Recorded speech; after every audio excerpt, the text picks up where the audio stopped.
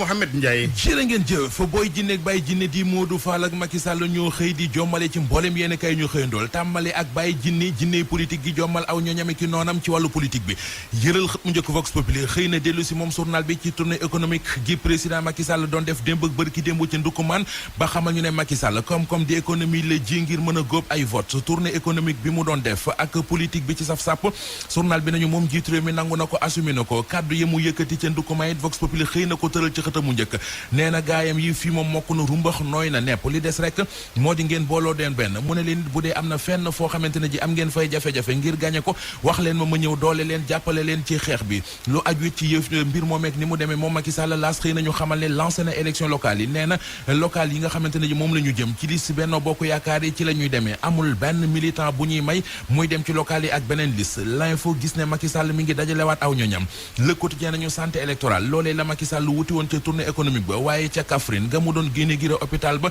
gisal na fa boppam xiiroo ŋaayoo ak kujje gi nga xam ne moo dox ci ndukkumaan ci diggante ñaari Abdou ya fa nekk mu di Abdoulaye Sow ak Abdoulaye Wilane source nañu Abdoulaye Sow def na lu rëy ca nganug Macky Sall ga li mu mobilisé ciw nit ngir ñu dem teeru ji njiitu réew mi kenn xamul nu mu toll meneen Abdoulaye mu fës ca xewa source ne nañu moo di Abdoulaye Diouf Sarr ministre de la santé ne moom it Macky Sall joobe na ko fa bu baax a baax ndax hôpital bu mucc ay ba ñu def ca Kaffrine lise ko nañu Kaffrine lalal na Macky Sall tapis rouge teeru ko ni ñu teeroo ganu buur teeru ko ci anam yu mucc ayib ndamal mobilisation bi nag journal bi nee nañu Abdoulaye Sow moo ko gàddu anki dina kay nañu mbooloo mu bari ma mu gis ca ndukkumaan keroog ba mu fa demee dafa mel ne moo ko xabtal ba tax mu aalu moo Macky Sall di fa digg ay projet ak i milliards bilan na fayit milliards yi état bu Sénégal dugal ca Kaffrine nee na ci diggante 2017 ak 2020 dugal nañu ca dëkk ba téeméeri milliards ak ñaar fukk ak juróom-benn moom Macky Sall nag journal bi xamal nañu ne ba muy tourné ko wëndeelu ba yegg ci Koumpentoum daje na fa ak askan wu mer wu mar lool ba génn wan ko daje moom wan koy sagaru xonq ci la Macky Sall taxawee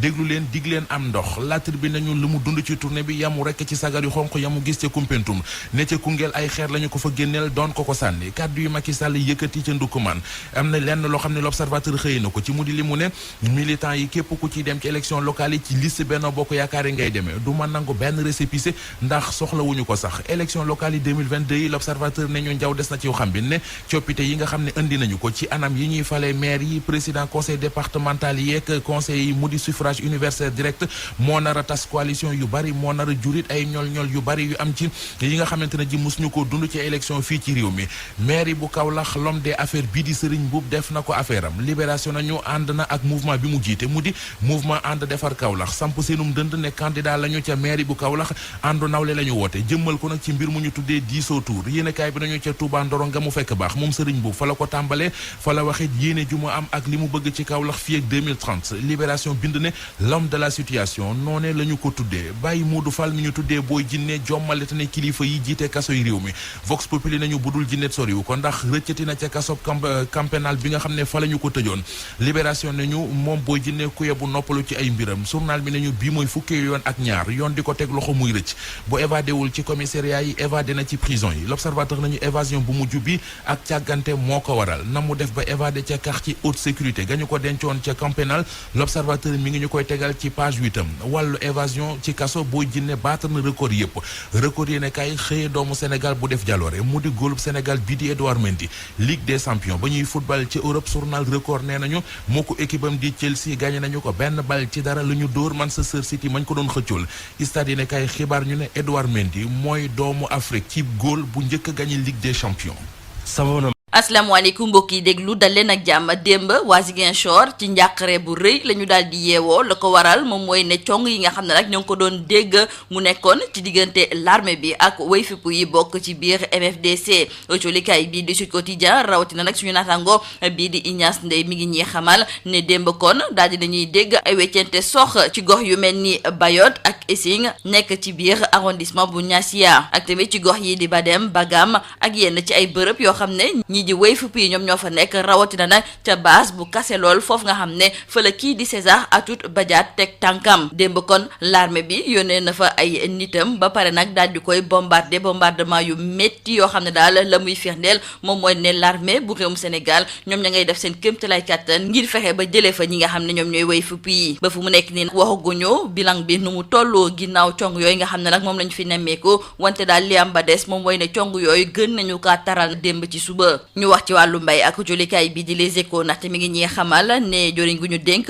wàllu mbay mi di professeur Moussa Baldé moom moo xamle woon ne atum ren moom gerte gi ñu bay fii ci même réew daal dinay weesu 1 million ngi tonnes yu tegal juróom-ñetti téeméer wante jolikaay bii di Les Échos ñoom la ñu gëm moom mooy daal ne xayma googu moom nekkul ndaxte fa li nga xam ne moom mooy ci diwaanu Touba ñi nga xam ne la ñoom ñooy jaaykatu gerte yi de gisuñu benn pepp gerte loolu sax moom moo tax ba ñuy dem ci ay dëkk yu mel ni Mali ak Togo ngi daal di fay jëndee ay gerte wante joriñ gi ba mu ko yégee daal dinay fësal nag benn circulaire goo xam ne ma ngay artu bépp producteur boo xam ne daal da ngay jëndee gerte ca bitim réew ngir war kaa dugal fii ci mim réew ki fi nekkoon joriñ gu ñu dénk wàllu jàngale bu kawe bi di professeur Mary Teuw Niane démb moo nekkoon ganub émission bii di objection moom mi nga xam ne léegi moom mooy président du conseil d'administration bu Petrosen Holding daal dinay xamle ne bëgg na yóbbu nag kërub liggéeykaay boobu fu kawe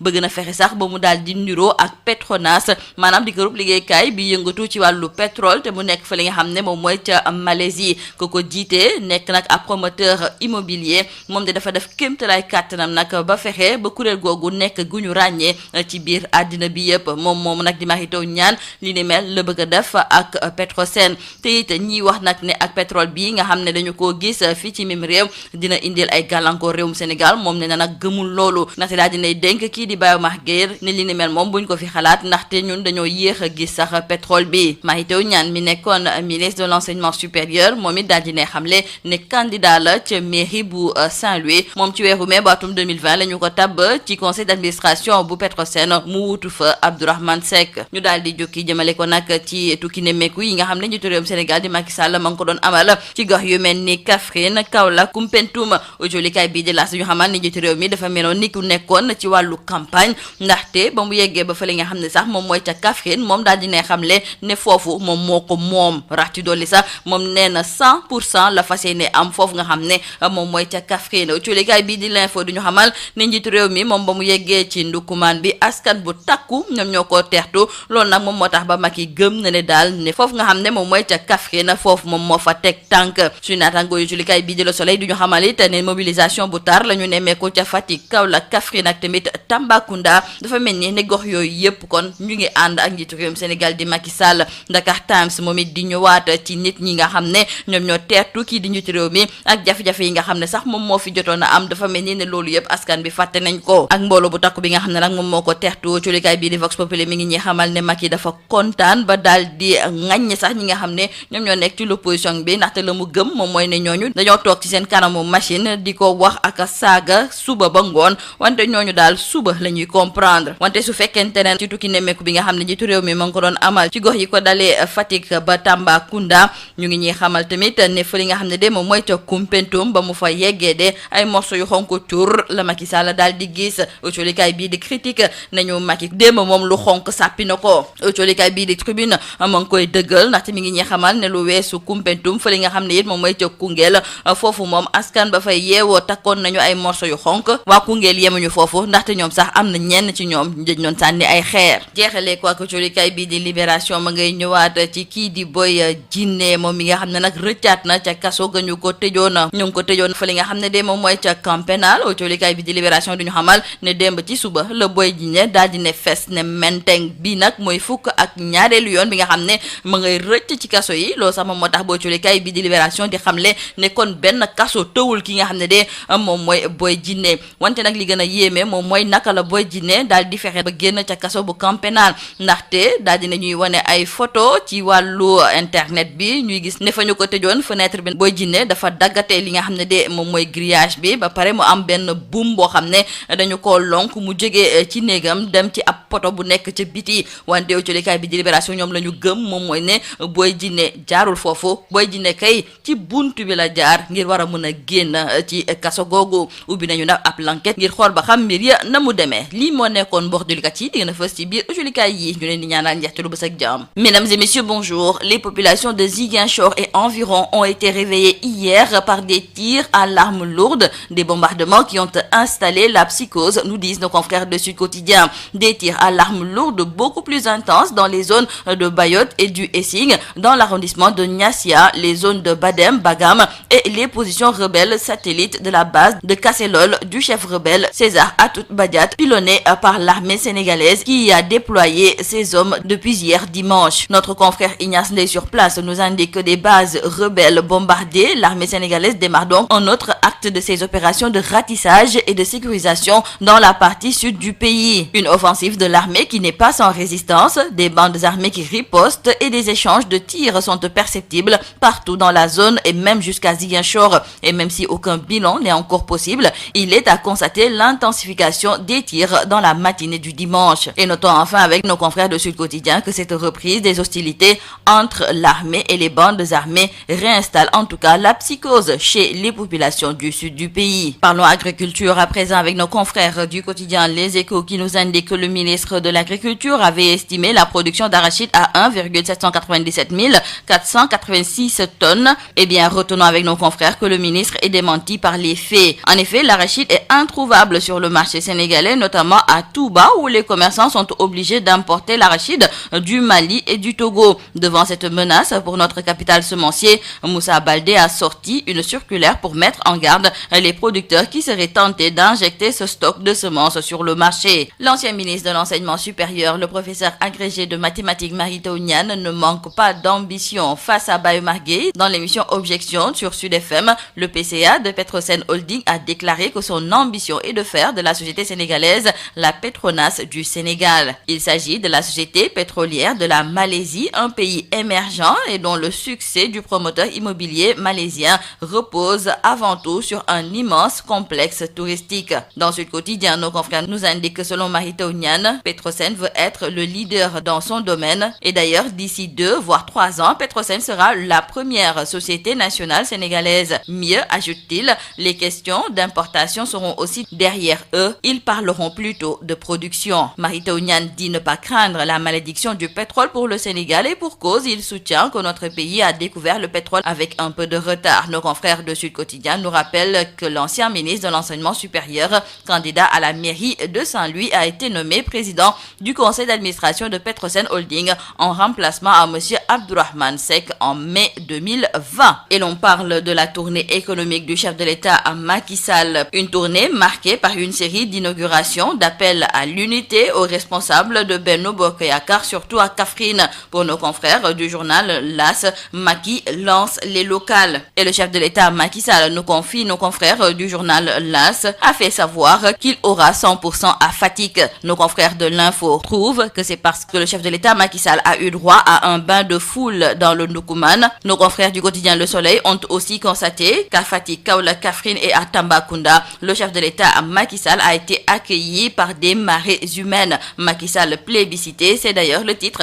qui barre la une du quotidien Le Soleil. Nos confrères de Dakar Times nous parlent aussi de cette mobilisation exceptionnelle des populations. C'est pourquoi partout où il est passé, le chef de l'État Macky Sall trouve que la localité est acquise à sa cause. Et nos confrères du journal Vox Populi nous indiquent que Macky a lancé des pics à ses détracteurs car il leur a fait savoir qu'ils peuvent rester derrière leur clavier à insulter du matin au soir croyant que le pays les appartient, mais ces derniers vont vite comprendre. Cependant, on nous signale dans le journal Critique qu'aux différentes étapes de sa tournée de Fatick à Tambacounda, tout le long des localités qui essaimaient le long de la route nationale numéro 1, le président Sall a eu droit à un accueil populaire. Seulement, c'était sans compter avec le désarroi que vivent depuis des mois les habitants de Koumpentoum. Macky voit rouge à Koumpentoum, nous disent nos confrères de Critique. Une information confirmée par nos confrères de Tribune. En effet, nous disent nos confrères à Koumpentoum et à Koungheul, le chef de l'État a été accueilli autrement. À Koumpentoum, les populations sont sorties massivement avec des brassards rouges. À Koungheul aussi, les choses se sont très mal passées. D'aucuns ne pouvaient imaginer qu'après les brassards rouges,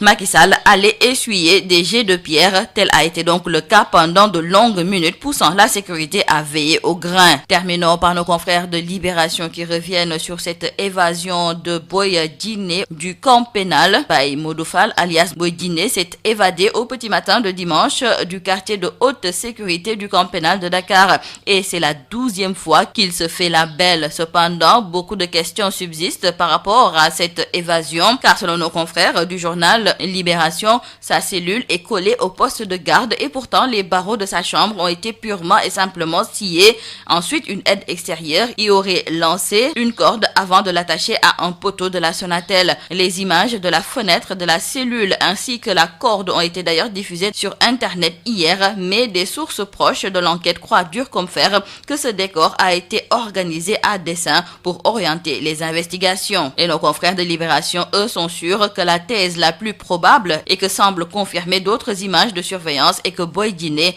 a quitté le camp pénal en passant par la porte. C'est donc dire qu'aucune prison ne semble résister à Boy Djiné. Il s'était déjà évadé des commissariats de la Médina, des Parcelles Assainies et de Diourbel. Son évasion de la prison de Rebeuss est aussi tout spectaculaire. C'est tout à vos journaux et très bonne lecture.